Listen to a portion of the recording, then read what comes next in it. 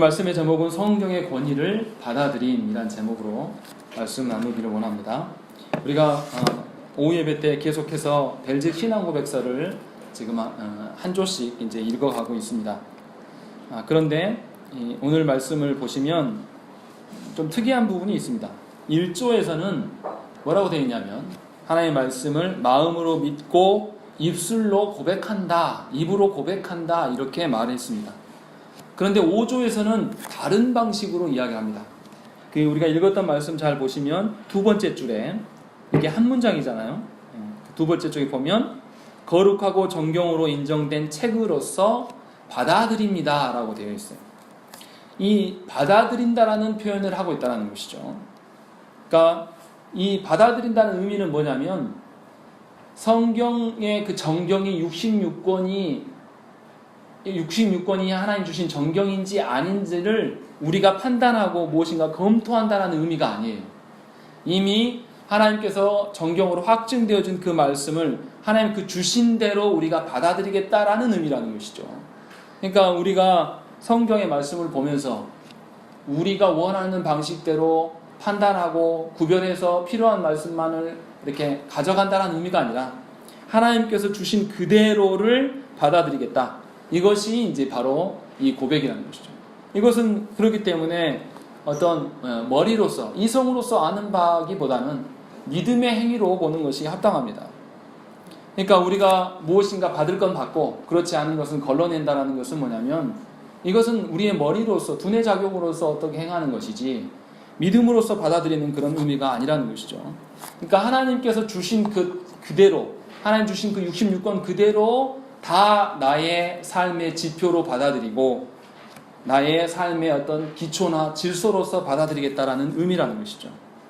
그러니까 하나님께서 주신 것에 대해서 매우 겸손한 태도로 고백하고 있는 것이 받아들임에 대한 고백입니다. 그러니까 주도권이 나한테 있는 게 아니에요. 주도권이 하나님께 있는 것을 지금 나타내는 것입니다. 그것이 받아들임이라는 의미라는 것이죠. 그렇기 때문에 우리가 이 받아들임의 의미를 좀 더 자세히 알 필요가 있어요. 받아들임에는 먼저 권위가 있습니다. 하나님께서 주심에 대한 확신이 없이는 이것을 받아들일 수가 없어요. 하나님께서 이 말씀을 우리에게 주신 것이다. 하나님께서 이 성경의 말씀을 성령님의 영감으로 말미암아 쓰여지게 하시고 지난주에 말씀드린 대로 이 말씀이 우리 가운데 보존되어서 정경으로서 우리 가운데 오게 된 것에 대한 그 확신이 없이는 하나님의 말씀으로 받아들이기가 어렵다라는 것이죠. 그러니까 어떤 분들은 성경 66권을 사람들이 모아놓은 것으로 보는 분들도 있어요. 그렇게 바라보는 교단들이 있죠. 그래서 성경을 자꾸 비평하려고 그러고 뭔가 인간의 눈으로 해체하려고 하는 자유주의 신학을 가진 분들이 이렇게 성경을 봅니다. 그런 분들은 성경 66권을 하나님의 말씀으로 받아들입니다 라고 고백을 할 수가 없습니다. 왜냐하면 하나님의 권위를 인정하지 못하기 때문에. 그러나 우리 신앙은 어떤 것이어야 되냐면 성경 전체가 하나님께서 우리에게 주신 것이다. 하나님의 주권을 인정해드리는 그 차원에서 하나님의 주인 되심을 인정하고 하나님 주신 말씀이라는 것을 인정하기 때문에 받아들인다는 것이죠. 그러니까 내가 받고 싶으면 받고 받고 싶지 않으면 받지 않는 이런 형태일 수가 없다는 거죠. 그러니까 이런 거예요. 일반 교회들에서 하는 말씀 뽑기 같은 것은 합당하지가 않아요. 자기에게 유익되는 말씀. 제가 부목사 때 말씀 뽑기를 하고 나면 항상 부작용이 있었던 게 뭐냐면 바꿔달라고 하시는 분이 있어요. 그러니까 이게 웃기는 이야기죠. 자기가 읽어보고 마음에 안 들면 바꾸겠다. 이런 식으로 하는 것에 대해서 또 우리가 이제 어떤 특정한 말씀의 구절만 떼와서 그것의 의미도 잘 모른 채로 이제 막 활용하는 우리가 한 욥기서의 말씀을 이제 그런 식으로 많이 활용하죠. 네 시작은 미아가사 나중은 찬대하리라 이런 말씀들. 근데 이것은 하나님의 말씀을 하나님이 주신 것이라고 믿지 않기 때문에 이런 양태가 드러나는 것이죠. 이게 매우 중요한 이야기입니다. 하나님께서 주신 말씀이라면 이것 외에는 하나님을 알 길이 없는 거죠. 그렇기 때문에 이 말씀을 소중히 여기고 이 말씀이 오늘 우리가 읽었던 말씀 하나님의 말씀은 살아있어서 나의 모든 것을 다 분해하고 이해하고 다스릴 수 있는 그런 말씀이다 라는 그런 고백이 전제가 돼야 된다는 것이죠. 이것을 지금 이야기를 하고 있는 겁니다. 그래서 이 별직 신앙고백서를 쓴 기도 두브레가 순교를 감행하면서까지도 이 신앙고백서를 포기하지 못했다는 거죠. 이것이 뭐냐면 자신의 존재됨이 하나님께 속해 있다. 하나님께서 주신 말씀이기 때문에 내가 그대로 받겠다라는 그런 의미라는 것이죠. 하나님의 권위에 대한 측면을 생각해야 된다는 것이죠. 두 번째는 하나님이 주셨다고 해서 모든 인간이 그것을 다 전체 그대로의 것으로 받아들이느냐? 문제는 그렇지 않다는 것이죠. 우리가 이제 믿는 개혁신앙의 입장에서는 하나님의 말씀을 그대로 전체 다 하나님의 말씀이다라고 받아들이지만 또 그렇지 않은 쪽에서는 그렇게 받아들이지 않는 거예요. 이것은 왜 그렇습니까? 받는 쪽에서의 믿음이 없기 때문에 그래요. 그러니까 받는 쪽에서 우리 안에 정말 하나님을 신뢰하고 하나님께 순종하겠다라는 그런 믿음이 동반되어야지 가능한 고백이라는 것이죠. 그러니까 하나님의 말씀을 나의 삶의 지표로 나의 삶의 어떤 기반으로서 받겠다, 받아들입니다 라고 고백하는 것에는 하나님의 측면에서의 하나님의 권위와 동시에 우리 안에 믿음의 어떠함을 반영하는 것입니다. 그러니까 주는 분에 대해서, 이 말씀을 주는 분에 대한 우리가 사랑과 어떤 교제함의 전제가 있어야지 이 주심에 대해서 감사하고 적극적으로 하나님의 말씀을 사랑할 수가 있게 된다는 거예요. 물론 하나님께서 우리를 변화시키지만 우리 입장에서의 그 합당한 태도를 말하는 것이죠. 그러니까 정리해서 이야기하면 이 받아들이면서 생각해야 될 게 하나님이 주셨기 때문에 우리가 수동적인 의무적으로 받아야 될 부분도 있거니와 반대급부적으로 우리가 능동적으로 적극적으로 하나님의 말씀을 사랑하고 그것을 묵상해야 될 필요도 우리 가운데 있다는 것이죠. 이 두 측면을 다 포함한 것이 성경의 말씀을 나의 삶의 지표로 받아들입니다 라고 고백하는 것이죠. 이것이 지금 이 성경을 대한 우리의 태도여야 된다는 것이죠. 그렇기 때문에 단지 입술로만 성경을 사랑하고 입술로만 어떤 성경의 어떠한 것을 이야기한다는 것은 합당하지가 않아요. 이 말씀을 알아내기 위하여서 하나님 주신 말씀을 물론 성령님께서 깨닫게 하시지만 우리가 말씀을 배우는 것, 또 우리가 말씀을 묵상하고 또 말씀의 기준대로 우리가 살려고 나의 자신을 계속 검토해서 바뀌어가는 태도가 있는 자들이 하나님 앞에서 이것을 정경의 책으로, 하나님 주신 책으로 받아들입니다 라고 고백할 수가 있다는 것이죠.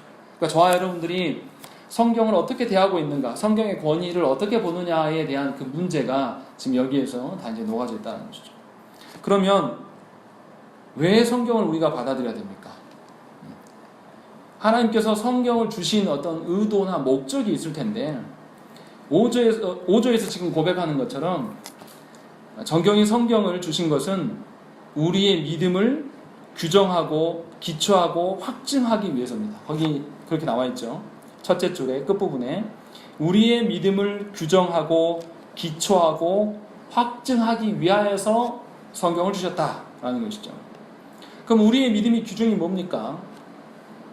요한계시록 22장 18절과 19절에 보면 이렇게 나와 있습니다. 내가 이 두루마리의 예언을 말씀을 듣는 모든 사람에게 증거하노니 만일 누구든지 이것들 외에 더하면 하나님이 이 두루마리에 기록된 재앙들을 그에게 더하실 것이요 만일 누구든지 이 두루마리의 예언의 말씀에서 제하여 버리면 하나님이 이 두루마리에 기록된 생명나무와 및 거룩한 성에 참여함을 제하여 버리시리라 라고 기록하고 있다는 것이죠. 무슨 말이냐면 내가 믿는 바는 내 안에서 생겨지는 것이 아니라 성경의 기준에 의해서 결정된다는 것이죠.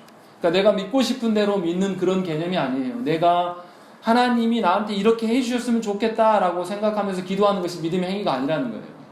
하나님이 말씀하신 대로 믿겠다라는 거예요. 이것이 이제 우리의 믿음의 규정인 것이죠. 그러니까 내가 경험하고 내가 체험한 것에 의해서 하나님을 상상해서는 안 돼요. 내가 경험한 것과 체험한 그 하나님은 오해된 하나님일 가능성이 매우 높아요. 그게 아니라 성경에서 말씀하시는 바, 성경에서 우리에게 하나님의 어떠한 것을 계시하시는 바, 그것대로 하나님을 믿어야 된다는 것이죠. 그러니까 선택권이 나에게 없는 것입니다. 삼위 하나님께서 이 말씀을 작성하시고 우리에게 보존하게 하시고 우리에게 왔어요. 그리고 이것을 또 깨닫게 하시는 분도 누구시냐면 성령 하나님이시란 말이죠.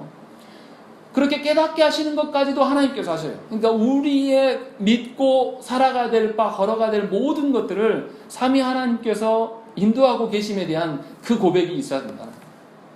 그렇지 않기 때문에 자꾸 뭐냐면 하나님을 믿는 것인지 아니면 자신의 수호신을 믿는 것인지 그리스도인들 가운데 분별함이 없다라는 거예요. 그러니까 좀 더 냉정하게 말씀을 드리면 교회 안에서 나의 마음을 상하게 하는 것과 하나님의 뜻이 다를 수 있어요. 하나님의 뜻과 내 뜻이 다를 가능성이 매우 높아요. 왜냐하면 나는 죄인이고 하나님에 대해서 무지하기 때문에. 그러면 오히려 나와 하나님과 나의 뜻이 안 맞는 것에 대해서 하나님께 더 죄송스럽게 여기고 하나님의 뜻에 나를 바꿔가야 되는 것이 합당한데, 일반 우리 성도들의 기도를 들어보면 하나님께서 나한테 맞춰줘야 될 기도를 하고 있는 거예요. 하나님께서 나에게 태도를 변환해 주지 않으면 내가 끝까지 하나님 어떻게 하겠다, 이런 식의 악을 쓰는 기도를 한다라든지 뭐 이런 식의 나의 소원을 비는 기도를 하는 그런 것들이다. 그런데 이것은 믿음이 아닙니다. 분명하게 믿음은 뭐냐면 성경에서 주시는 것까지예요. 그 이상도 나가면 안 되고 그 이하도 아닌 그런 믿음을 이야기하고 있는 것이죠. 그러니까 성경 전체를 하나님의 말씀으로 받아들인다는 것은 내 삶에서 일어나는 어떤 현상들을 해석하고 그것들에 대해 합당한 태도를 하기 위해서는 반드시 성경에 비추어서 검토해 보겠다는 거예요. 제가 이렇게 말씀드리면 굉장히 나와 먼 이야기처럼 들려질 수 있습니다. 근데 이 작업이 어려워요. 목사님 저도 어렵습니다. 우리 사회에 일어나고 있는 여담이지만 제주도에 있는 예멘 난민의 문제 가지고 어떤 기독교 안에 찬반이 있잖아요. 이런 것들도 성경적으로 하나님께서 기뻐하시는 방편이 뭔지에 대해서 우리가 고민해야 한다는 것이죠. 실례로 들은 것이고, 그런 식으로 우리의 믿음의 어떠함을 규정한다, 성경이 규정한다라는 것은 내 모든 삶의 그 양태가 성경으로부터 출발한다, 그것을 이야기하는 것입니다. 그리고 우리의 믿음의 기초를 이야기한다고 이제 이 고백문에 드러나 있습니다. 무엇 때문에 우리가 믿고 있는 것을 믿는가, 이게 중요한 것이죠. 하나님께서 말씀하셨기 때문에 믿는 것이에요. 그런데 우리 시대 가운데 이런 것이 있습니다. 성경을 뭘로 입증하려고 그러죠? 과학으로 성경을 입증하려 하는 분들이 있어요. 이것은 합당하지 않습니다. 하나님이 말씀하신 것이기 때문에 굳이 과학으로 입증할 필요가 없어요. 또한 누구 때문에 예수 믿는다라는 이것도 합당하지 않아요. 우리가 자녀들한테 자칫 잘못하면 율법적으로 강요함으로 말미암아 자녀들에게 하나님 앞에 서라고 이제 요청할 때가 있습니다. 그런데 누구 때문에 예수 믿는 것이 절대 아니에요. 누구 때문에 하나님 말씀대로 사는 그런 개념 아니에요. 그러니까 이런 게 안 돼요. 여러분들이 홀로 되었을 때에 하나님을 향한 태도가 진짜 믿음인 것이죠. 내가 사람들 앞에서 내가 무슨 직분이 있기 때문에 내가 자녀들한테 좋은 모습을 보여주기 위해서 이런 것이 아니라 우리가 하나님과 독대할 수 있는 구조를 만들어야 돼요. 그런 것이 우리의 믿음의 기초이다. 그러니까 하나님이 말씀하신 것이기 때문에 내가 반응한다. 이런 식의 것들이 우리 가운데 있어야 한다는 것이죠. 그러니까 성경에서 일어나는 모든 일들은 하나님과 나의 관계 측면에서 봐야지 우리가 어떤 다른 요소로서, 그러니까 성경에 나오는 인물들을 좋아한다든지 어떤 성경에 나오는 인물들이 어떤 세상적인 복을 누리는 것을 우리가 소망한다, 이것은 사실은 합당하지 않다는 것이죠. 하나님의 말씀은 하나님으로부터 왔고 하나님부터 왔기 때문에 거짓이 없는 말씀이에요. 그렇기 때문에 우리가 신뢰할 수 있는 이런 구조로 하나님께 나아가야 한다. 그러니까 하나님이 거짓이 없으시고 거룩하신 그분이기 때문에 그분이 주신 것은 당연히 거룩한 것이고 우리의 생명을 살리는 길일 수밖에 없다라는 것이 우리의 합당한, 우리의 믿음의 출발선이 되어야 한다는 것이죠. 그래서 이 말씀에 기초하지 않는 믿음의 그 연약함과 부조리함에 대해서 우리가 경각심을 가져야 돼요. 지금까지 우리가 그렇게 살지 않았다 할지라도 하나님의 말씀의 그 기초대로 내 삶을 조금씩 변해가려고 하는 의지가 우리한테 있어야 됩니다. 그렇지 아니하는 것은 하나님께서 요구하는 바가 아니라는 것이죠. 또 그리고 무엇을 이야기합니까? 여기 보시면 우리의 믿음을 확증하신다라고 이야기하는 것이죠. 한국 교회 안에 있는 그 구원의 확신을 어디에서 찾습니까? 일반적인 교회 안에서 우리가 나 구원받았다 라고 하는 그 구원의 확신을 어디서 찾아요? 우리가 자기 안에서 찾습니다. 그래서 자기가 경험한 바, 자기가 체험한 바를 찾아가요. 그러니까 어떤 식으로 이야기하냐면 당신 구원받았습니까? 라고 이야기하면 무슨 이야기를 하냐면 내가 지금 별로 은혜가 떨어졌는데요, 예전에 몇 살 때 내가 어디 기도원에 가서 엄청 은혜 받았어요. 나 그래서 구원받았어. 이렇게 말하는 분들이 굉장히 많아요.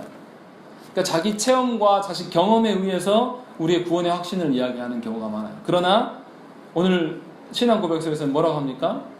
우리의 체험과 경험이 아니고 하나님의 말씀에 의존하여서 우리의 믿음의 확증을 갖겠다라는 거예요. 이 말은 뭐냐면 하나님이 그러하시기 때문에 우리의 믿음의 구원의 확신이 있는 거예요. 다시 말하면 이것을 언약적으로 설명하면 언약의 하나님께서 우리를 언약 백성으로 삼으시고 그 언약의 조항들을 말씀으로 주셨기 때문에 이 말씀을 통해서 언약을 다시 재갱신하고 그 언약을 근거해서 하나님이 우리의 하나님 되신 것을 확인한다. 이런 의미라는 거죠. 그러면 우리의 신앙이라는 것이 어떻습니까? 내 안에 어떠한 것을 믿는 것이 아니기 때문에 하나님께 우리의 믿음의 확신이 있는 것이기 때문에 내 삶에 어떤 변화가 생겨도 내 믿음은 변함이 없어야 되는 것이 정상이에요. 이것이 믿음이에요. 내 안에 어떠함의 근거로 말미암아서 우리가 믿음을 갖게 되면 내가 상황이 좋고 내 정서가 괜찮을 때는 하나님을 섬기지만 내 상황이 바뀌고 내 안에 뭐 요동하는 일들이 사건들이 생겨나면 하나님과 멀어질 수밖에 없는 거예요. 이건 믿음이 아니라는 거예요. 이건 합당한 것이 아니라는 것이죠. 하나님의 어떠하심에 근거하여서 우리의 믿음의 기반을 쌓으라는 거죠. 지금 그 이야기를 하는 겁니다. 그러니까 우리의 믿음이라는 것은 반드시 성경에 기반할 수밖에 없고 우리가 성경을 어떻게 이해하고 있느냐에 따라서 하나님의 어떠하심을 인격적으로 배워갈 수가 있는 거예요. 알아갈 수가 있는 거예요. 교제하면서 누리면서 갈 수가 있는 것이죠. 그런데 우리가 성경을 어떻게 대합니까? 한국 교회 안에 제가 정말 병폐로 생각하는 것은 뭐냐면 이게 뭐 다 나쁜 건 아니지만 성경을 암송을 많이 하면 뭔가 굉장히 탁월한 것처럼 이야기를 합니다. 제가 전도사 고시를 보러 갔는데 거기에서 목사님이 성경 암송 몇 구절 하냐고 제가 물어봐서 많이 못합니다. 그랬더니 뭐하러 왔냐고 몇천 구절은 해야지 뭐 그런 것들 아니면 또 성경 몇 독 했어 물어봐가지고 몇백 독은 해야지 뭐 이런 기준들. 그런데 성경을 그런 식으로 알 수가 없어요. 기계적으로 달달달 암기해서 하는, 물론 암기 자체가 나쁘다는 그 뜻이 아니에요. 무슨 말이냐면 내 삶의 기반에 어떠한 내 판단에 내 삶의 모든 기반이 되기 때문에 이 성경이 나한테 녹아져 내리고 이 근거들을 기준으로 내 삶의 것들을 판단할 수 있는 분별력의 기준으로 가져야 됩니다. 그러니까 성경을 대할 때 그래서 우리 집사님들한테 제가 계속 요청하는 게 뭐냐면 성경 공부할 때 제발 기계적으로 그 저자가 쓴 책 그대로 와서 달달달 말하지 말라라는 거예요. 그거 아무런 의미도 없어요.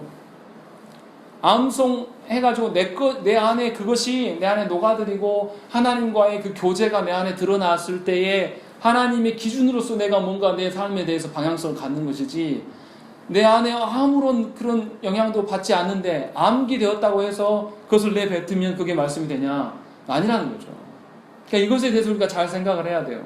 우리의 믿음의 어떠한 것을 이야기할 때에 하나님의 말씀을 대할 때에 암기하는 식으로가 아닌 인격적인 관계적인 측면에서 여러분의 남편의 특징들을, 여러분의 아내의 특징들, 여러분 자녀들의 특징들을 암기하시는 방식으로 이렇게 합니까? 우리 남편은 키가 몇 센치에 뭐 저거 몇 년도에 뭘 학교 나오고 이런 식으로 암기해서 다니는 분이 누가 있습니까? 그렇지 않아요. 우리 남편의 정확하게 몇 년도에 뭐 했고 뭐 그분이 뭐 어떻게 이런 거 자세히 암기 못해도 인격적인 관계로서 그분은 이럴 때 이렇게 할 거야. 내가 이렇게 하면 그분이 아파할 거야. 또 내가 우리 자녀들한테 이러면 이렇게 할 거야. 이런 인격적인 관계로서 하나님 보는 것이죠. 그러니까 성경을 그렇게 배워가야 된다는 거예요. 내 삶에 밀접한 관계가 있고 내가 그것에 영향을 받아가면서 이렇게 살아가는 것. 이것이 이제 하나님이 대하는 태도라는 거예요. 그러니까 성경을 공부할 때 잘 생각해야 되는 것이 성경을 배워가는 것은 내 안에 많아지고 있는데 내 삶의 변화가 일어나지 않는다. 그러면 굉장히 위험한 거예요. 성경에 대한 지식들은 막 쌓아가지고 내가 뭔가를 막 옳은 소리는 막 잘하는데 이 내가 옳은 소리를 입을 열기만 하면 내 주변 사람들이 막 다 힘겨워해요. 그럼 생각을 해봐야 돼. 뭔가 이상해져 가고 있구나. 하나님에 대해서 알아가는 것이 뭐냐면 지식적으로 정보적으로 아는 그런 개념이 아니에요. 하나님의 인격적인 것을 알아가기 때문에 하나님과 사랑하고 교제하는, 마치 인간으로 비교하면 이 부부 사이에, 신혼부부 사이에 사랑함이 드러나요. 그럼 굳이 말하지 않아도 그의 표정이나 그의 말 한마디로 말미암아서 저 지금 부부가 서로 너무 사랑하고 있나 느낄 수 있지 않습니까? 이런 것들이 우리 가운데 체득되어지도록 하나님께 간구해야 되는 것이죠. 그러니까 하나님 말씀을 배웠으면 반드시 그 말씀이 내 삶에 적용할 수 있도록 우리가 부단히 노력하고 또 하나님께 맡겨드려야 돼요. 하나님 내 삶에 관여해달라고. 하나님이 나를 변화시켜달라고. 이런 관점으로 성경을 봐야 한다는 것이죠. 그렇지 아니하면 우리의 믿음의 근간이 되어지는 것이 아니라 그런 기준들이 우리를 무너뜨리게 됩니다. 본인만 무너뜨리는 것이 아니라 교회 공동체를 다 무너뜨릴 수가 있다는 것이죠. 지금 이 벨직 신앙고백서 이야기하는 것이 바로 이 부분이에요. 성경에 어떠한 것을. 그러면 성경이 진리라는 것을 우리가 어떻게 할 수 있는가? 이것이 이제 또 중요한 이야기가 되는 거죠. 성경을 주신 이유가 뭐냐? 그것이 우리의 믿음의 기초가 되고 우리의 믿음을 규정하고 우리의 믿음을 확증되어 주기 때문에 굉장히 중요하다라고 이야기를 했고, 이제는 무슨 이야기를 하려고 하냐면 성경이 어떻게 진리인 것을 확신할 수 있냐, 좀 그 이야기를 이제 이야기를 합니다. 그래서 뒤에 보면 세 번째 줄 보시면 그렇게 믿는 이유는 해가지고 그 부분에 대해서 나머지 설명을 하고 있는 거죠. 교회가 이 책들을 정경으로 받아들이고 승인했기 때문만이 아니라 특별히 성령께서 우리 마음속에서 그 책들이 하나님께로도 말씀을 증거해 주시기 때문이며 또한 그 책들이 그 자체로서 그것에 대해 증거를 포함하고 있기 때문입니다 라는 것이죠.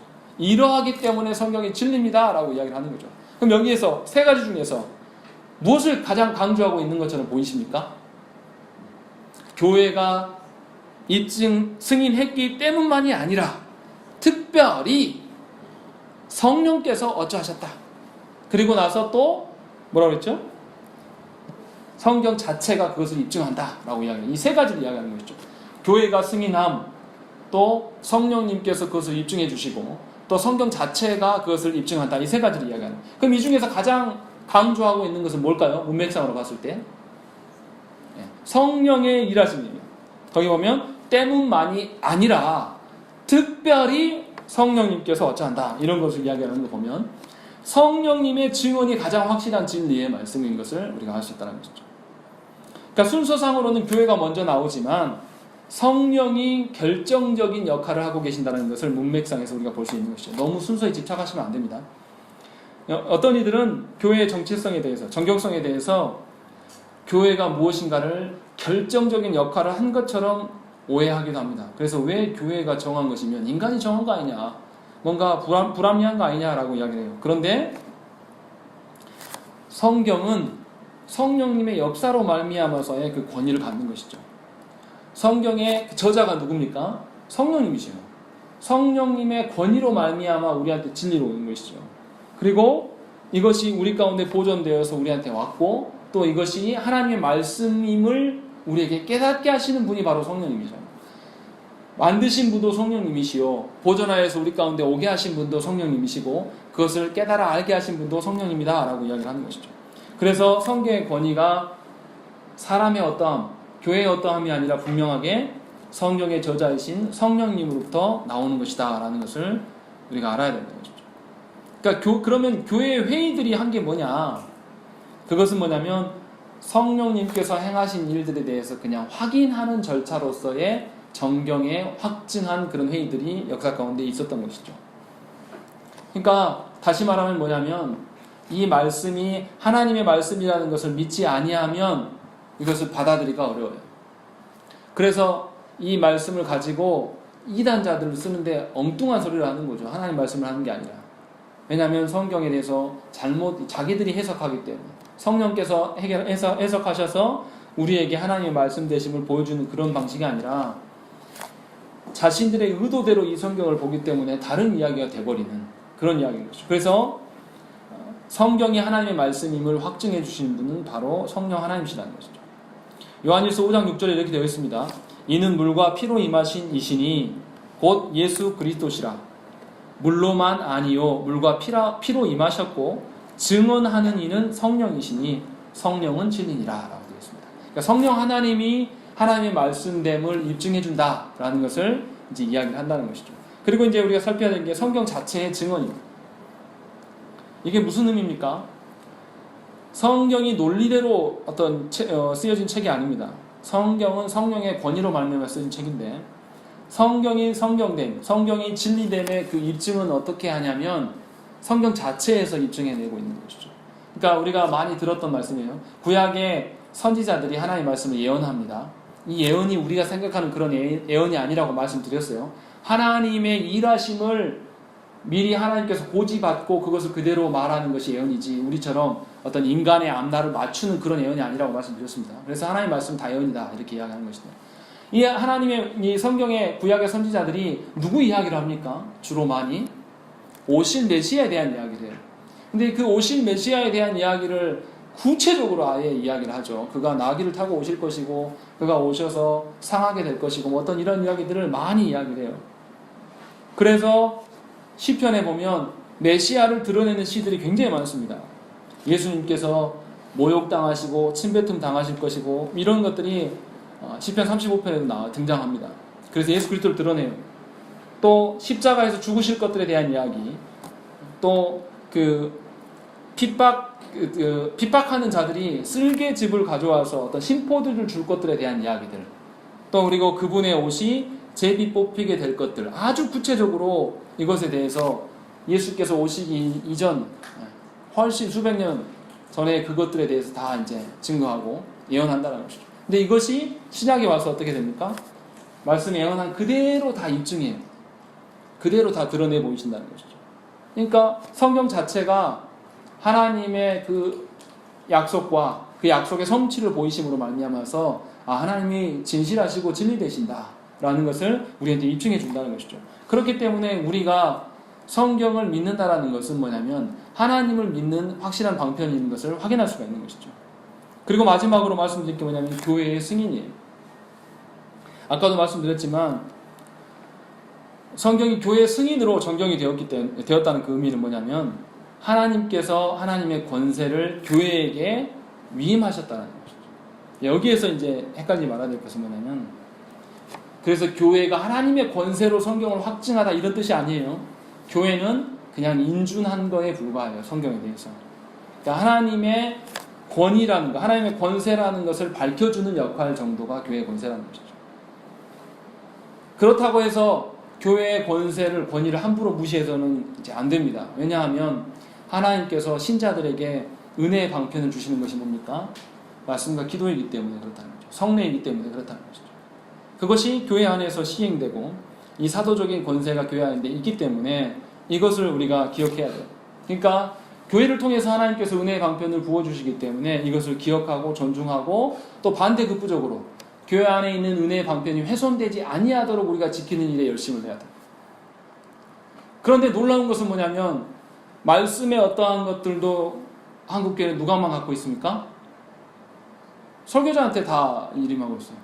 성례의 어떠한도 뭐냐면 그냥 목회자한테 다. 제가 오해해서 들으시면 안 됩니다. 그 다음에 또 교회 안에 어떤 권증에 대한 부분들도 마찬가지고. 무슨 말씀을 제가 드리려고 하는 거냐면 교회 안에 말씀의 권위를 세워가는 것은 목회자가, 설교자가 많은 부분을 감당하고 있는 것은 사실입니다. 그러나 이 말씀이 말씀될 수 있도록 같이 협력하고 그 말씀에 위배되지 않도록 협력하는 것은 성도들이 바른 말씀을 배우기 열망하고 그 바른 말씀을 지켜나가려는 하는 의지가 있어야 돼요. 그게 없으면은 교회가 산으로 갑니다. 정말 죄송한 이야기인데 성도들이 말씀에 대해서 무지하면요, 목회자가 정말 목회하기 편해요. 어떻게 하면 됩니까? 설교 준비 안 해도 돼요. 말씀 무지하면 한 이야기 또 하면 되고 그냥 만담을 하면 돼요. 실제로 이렇게 목회하는 분들이 한 교회 안에 있어요. 그런데 그 교회 성도들이 말씀을 공급받지 못하면서 신음하면서도 안 떠나요. 왜요? 하나님을 의존함이 아니라 성경을 하나님의 말씀으로 보지 않기 때문에 사람을 의존하고 사람을 두려워하는 형태로 바뀐다는 거예요. 결국은 뭐냐면 교회의 승인이라는 것은 어떤 교회의 권세 잡은 몇몇 사람들에 의해서 이런 것이, 그런 의미가 아니라는 거예요. 모든 회중이 하나님께 인정하고 하나님 앞에서 승인하는 거예요. 그런 의미로 교회의 권세를 우리가 바르게 세워가야 돼요. 교회 권세는 목사와 장로에게 있는 게 아닙니다. 분명히 하나님께 속하여 있는 것이고 이 하나님께 속해진 권세들을 믿는 성도들이 잘 세워나갈 수 있도록 예를 쓰면 노력해야 돼요. 그게 뭐냐면 말씀을 바르게 세우고 하나님 주신 은혜의 방편들을 개혁해 나가는 거죠. 그것을 우리가 노력해야 된다는 것이죠. 그래서 하나님께서 분명히 교회에게 사도적인 권세를 주심에 대해서 우리가 잊지 않고 그것을 유지해 나가는 거예요. 그래서 이것이 완성될 때에 무슨 일이 일어나냐? 제일 이제 5조에 보시면 밑에도 두 번째 줄 보시면 이렇게 되어 있죠. 이는 심지어 앞을 보지 못한다 할지라도 그 책들 안에 예언된 모든 말씀이 성취되고 있음을 알 수 있기 때문입니다. 책을 안 못 보는 사람이 안 돼요. 이게 말이 됩니까? 그런데 하나님께서 그렇게 하시겠다는 거죠. 무슨 말씀이냐면 하나님께서 성경을 우리한테 주시고 그 권위와 진리됨을 하나님 당신께서 스스로 입증해 내시고 교회에게 권세를 부여하셔서 그것을 영위해 가도록 소망하는데 교회된 우리들이 이 말씀에 육각하여서 살아낼 때에 성경을 보지 못하는 그도 살아내는 공동체 안에서 하나님 어떠하심을 보게 된다는 거죠. 그러므로 교회에 속한 우리들이 다시 말하면 우리가 늘 자녀분들을 걱정하잖아요.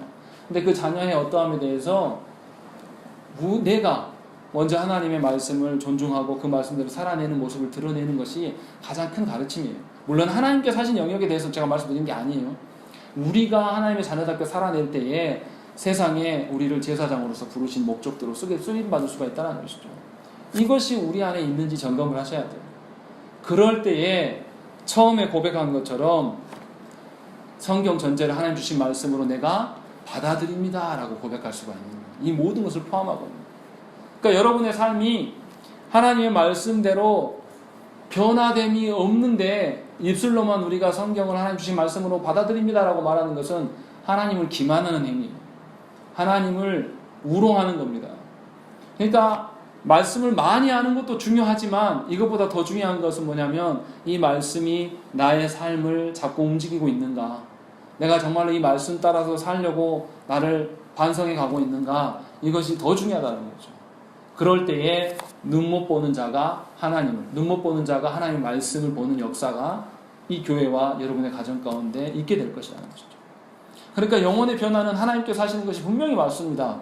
그러나 우리가 하나님의 변화의 선상에 순종할 수 있는 방편은 뭐냐면 하나님의 말씀에 의지해서 살아드릴 때에 하나님의 일하심에 같은 방향으로서 우리가 그 일에 참여할 수가 있게 되는 그런 영광을 누리게 되는 것이죠.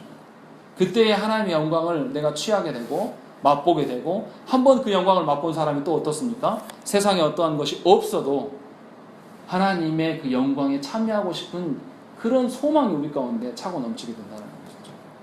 그것이 지금 오늘 이 기도 두부레가 5조의 말씀, 성경의 권위가 무엇인지 우리한테 설명해 주면서 주시는 참 은혜라는 것입니다. 그러니까 하나님의 말씀을 한번 맛본 자들, 하나님의 말씀대로 순종하고 살아가면서 하나님의 영광을 누린 자들은 다시금 그 영광 가운데 거할 수밖에 없는 그런 것을 우리가 맛봐야 된다는 것이죠. 혹여는 아직 하나님의 말씀에 대해서 그런 것이 없다라면 하나님께 기도하셔야 돼요. 이 하나님의 말씀 깨닫는 것은 많이 배워서 어떤 그 문학적인 뭐 이런 것들 탁월해서 하나님의 말씀 깨닫는 것이 절대 아니에요. 다 아시겠지만 분명히 하나님께서 우리를 깨닫게 하시고 적용케 하시는 그분이라는 것이죠. 그것을 놓고 기도하시기를 부탁드립니다.